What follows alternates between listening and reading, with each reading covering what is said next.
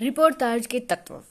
Reportage के तत्व जो हैं हमारे, वो है तथ्यात्मकता, कथात्मकता, पत्रकारिता, जनजीवन के प्रति सहानुभूति और सीमित आकार। यानी जो तत्व का मतलब ये होता है कि एलिमेंट, इंग्लिश के एलिमेंट शब्द से तत्व कह सकते हैं हम। यानी जब हम किसी भी आलेख को लिख रहे हैं, किसी भी आर्टिकल को लिख रहे हैं, किसी भी निबंध को लिख रहे हैं, या कुछ भी हम लिख रहे हैं, रिपोर्टाज लिख रहे हैं, रिपोर्टाज लिखते समय रिपोर्टाज के अंदर ऐसे क्या क्या विशेषताएं होनी चाहिए, ऐसे क्या क्या तत्व होने चाहिए जिनसे वो रिपोर्टाज बन जाए। वो तत्व जो है वो हमारे तथ्यात्मकता, कथात्मकता, पत्रकारिता, जनजीवन के प्रति सहानुभूति और सीमित आकार। तथ्यात्मकता का मतलब ये होता है कि इसमें वास्तविकता होती है, तथ्य होते हैं। ठीक है, तथ्य किसी भी घटना के यथार्थ को चित्रित करते हैं, यानी सच्चाई को बताते हैं। क्योंकि आंखों देखा, जो हमने आंखों से देखा, हमने उसी का वर्णन अपने रिपोर्टाज में किया है, यानी वो झूठी घटना नहीं है। जब झूठी घटना नहीं है तो हम जैसे किसी भी हम बीमारी के, कोरोना महामारी के ऊपर अगर हम रिपोर्टाज लिख रहे हैं तो इसका तथ्यात्मक अगर हम अध्ययन करेंगे तो जो आंकड़े वास्तविकता में हैं वही आंकड़े लिए जाएंगे। अब 80,000 को हम 10,000 तो बना नहीं सकते, और 10,000 को हम 60,000 नहीं बना सकते। तो जितने लोग मरे हैं हमें वही डाटा देना पड़ेगा, और जितने लोग रिकवर किए हैं उतना डाटा ही देना पड़ेगा। हम अपनी मर्जी से तथ्यों के साथ हेर फेर नहीं कर सकते। इसीलिए सबसे पहला जो तत्व है रिपोर्टाज के अंदर वो तथ्यात्मकता है, यानी वो काल्पनिक बातों का समावेश इसके अंदर नहीं होता है।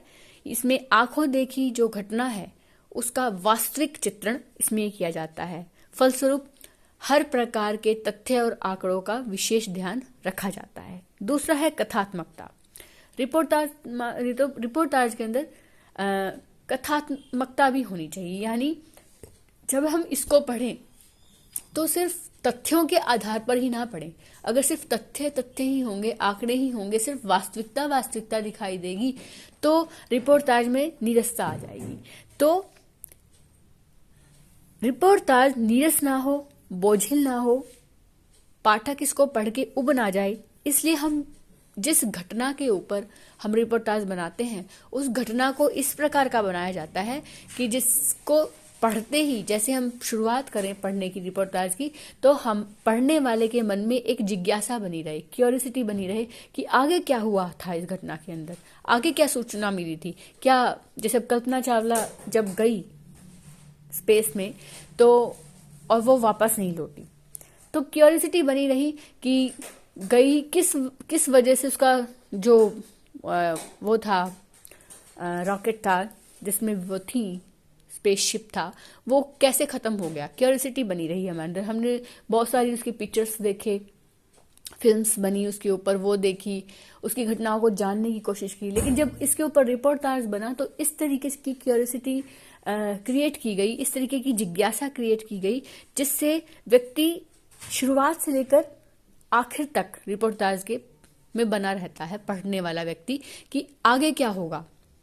तो इस प्रकार रिपोर्टाज जो है उसमें हम जिस भी घटना को के ऊपर रिपोर्टाज बना रहे होते हैं उसको इस प्रकार से लिखा जाता है कि घटना का सजीव चित्रण हो सके, जिसमें हम कथात्मक शैली का प्रयोग कर लेते हैं।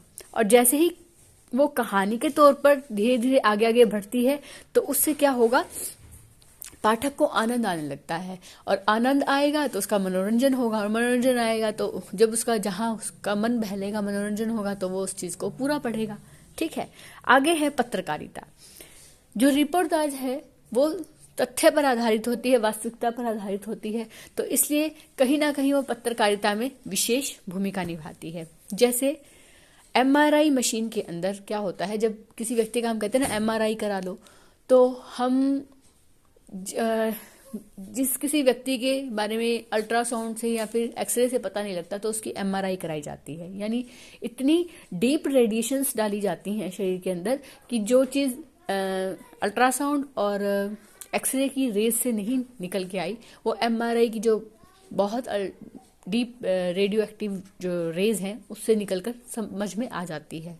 तो रिपोर्टाज लेखक को ना एमआरआई मशीन की तरह हम देखते हैं। क्यों?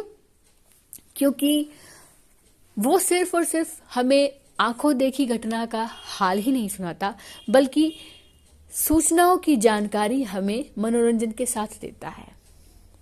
वो हर तथ्य को, हर आंकड़े को प्राप्त करके उसमें मनगढ़ंत बातें नहीं डालता, बल्कि अपने अनुभव के आधार पर हमें वास्तविकता से रूबरू कराता है।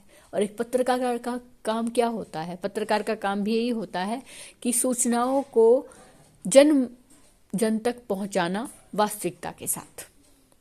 तो जो रिपोर्टाज लेखक है वो घटना से जितनी सूचना मिलती है वो वास्तविकता पर आधारित होती है, प्लस उसमें मनोरंजन तत्व की भी विशेषता होती है। ठीक है, आगे है सीमित आकार। रिपोर्टाज जो होता है वो सीमित आकार का होता है। अब बहुत बड़ा ये नहीं कि 5-10 पेज का रिपोर्टाज लिख दिया, या फिर बहुत छोटा एक पहरे का ही रिपोर्टाज लिख दिया, ऐसा नहीं होता। ये ना तो बहुत बड़े होते हैं और ना ही बहुत छोटे होते हैं। इनके आकार लिमिट होती है ना।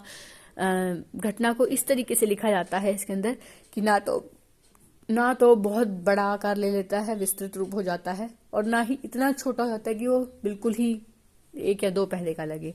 यानी तथ्यात्मक ढंग से इस तरीके का आकार दिया जाता है जिससे संपूर्ण घटना की बातों का उसमें समावेश हो सके।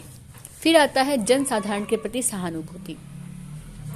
रिपोर्टाज लेखक जो होता है उसको अपने रिपोर्टाज के अंदर ऐसी शैली अपनानी पड़ती है जिससे आम आदमी उसको पढ़े और जो भाव, जो जानकारी रिपोर्टाज लेखक एक आम आदमी तक पहुंचाना चाहता है वो उस तक पहुंच सके।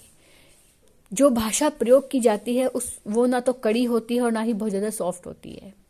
इस तरीके की होती है कि हर घटना जिसके ऊपर रिपोर्टाज लिखा गया है उसको वो रिलेट करके चले, उससे वो संबंध स्थापित करके चल सके। ठीक है, यानी रिपोर्टाज लेखक की जो भाषा है वो जन साधारण की भाषा होती है। जन साधारण उस रिपोर्टाज को पढ़ने से उसके साथ जुड़ जाता है। आगे है भाषा। भाषा के अंदर रिपोर्टाज की जो भाषा होती है वो सहजता लिए होती है, सरल होती है। उसमें परिवेश के अनुसार हर प्रकार के भाव होते हैं। शब्दों का गठन बहुत सुंदर होता है।